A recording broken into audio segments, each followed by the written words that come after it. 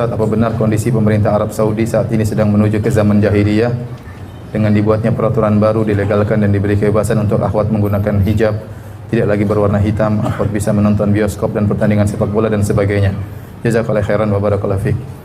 Arab Saudi setahu saya ya adalah satu-satunya negara yang dibangun di atas undang-undang Al-Quran dan Sunnah, satu-satunya ya. Tentunya tidak sempurna, ada kekurangan. Di sana juga ada perseteruan, ada orang-orang yang belajar di luar kemudian kembali ke Arab Saudi memiliki pemikiran liberal dan yang lainnya. Tapi secara umum ulamanya tetap ulama di atas manhajus salaf dan mereka tidak ragu-ragu untuk menyatakan suatu haram kalau haram atau halal adalah suatu yang halal ya. Tapi tentunya ada kekurangan-kekurangan, namun kekurangan tersebut tidak sebagaimana digembar-gembar oleh berita-berita seakan-akan dibuka bioskop di mana-mana. Itu tidak benar ya. Ada sebagian kota mungkin di Riyadh, yang setahu saya di Riyadh dibuka ya, ada, itu tidak ingkari ya. Memang itu ada dan itu kesalahan ya. Kemudian misalnya ada sebagian wanita ikut nonton bola, itu benar ya. Ada sebagian tidak rame-rame seperti digembar-gemborkan. Bahkan kemarin sempat diketahui ternyata wanita yang berpose ikut nonton bola, dia wanita yang sama dalam acara-acara nonton bola yang lainnya ya. Mereka itu saja orang-orangnya, sehingga mereka ingin menjadikan suatu hal yang seakan-akan sudah tersebar di Arab Saudi. Sampai sekarang contohnya Arab Saudi membolehkan wanita untuk menyetir mobil dan itu memang secara syariat tidak ada larangan. Tetapi toh di Madinah pun tidak ada wanita nyetir mobil. Artinya secara aturan boleh tapi mereka tidak mengerjakan. Intinya secara umum tidak ada namanya tempat perzinahan, tidak ada tempat minum khamar. Masih menurut saya adalah masih negara yang terbaik karena satu-satunya negara yang dibangun di atas undang-undang Al-Quran dan Sunnah ya. Oleh karenanya para qadhinya, para hakimnya adalah ahli dalam syariah.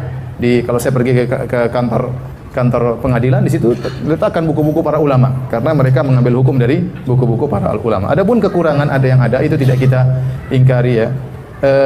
Tentunya mungkin kita kasih uzur, mungkin kalau saya boleh memberi uzur kepada pemerintah Arab Saudi, mungkin dia punya politik tersendiri menghadapi tekanan global dari berbagai macam negara luar. Mungkin dia menempuh kemudaratan yang lebih ringan dalam rangka menolak kemudaratan yang lebih besar. Kita tidak tahu ya. Tapi kalau kita bilang ada kekurangan, ada kekurangan. Kita tidak mengatakan Arab Saudi adalah negara yang maksum ya. Negara yang juga punya kekurangan ya dengan berbagai macam kondisi sekarang, tapi kelebihannya masih terlalu banyak. Wallahu a'lam bishawab. Adapun mengatakan negara Arab Saudi sedang menuju jahiliyah ini agak berat ya. Ini perkataan yang sangat berat. Kalau dia sedang menuju jahiliyah, yang lain semua jahiliyah berarti kalau begitu.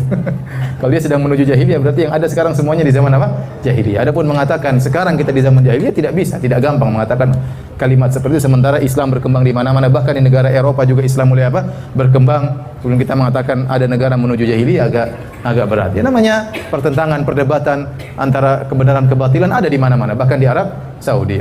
Ulama begitu banyak mengatakan haram, tiba-tiba ada satu orang nyeleneh mengatakan oh itu enggak apa-apa, enggak pakai jilbab. Itu yang diangkat-angkat oleh media. Padahal di sana tidak ada seperti itu. Cuma satu orang ini yang keluar di media kemudian digembar-gemborkan. Ya, contoh seperti kemarin pernyataan sebagian ulama ya, Syekh Abdullah Al-Mutlaq mengatakan tidak harus memakai jilbab gaya Saudi dan itu benar.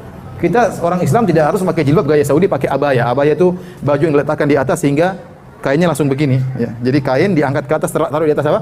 Kepala.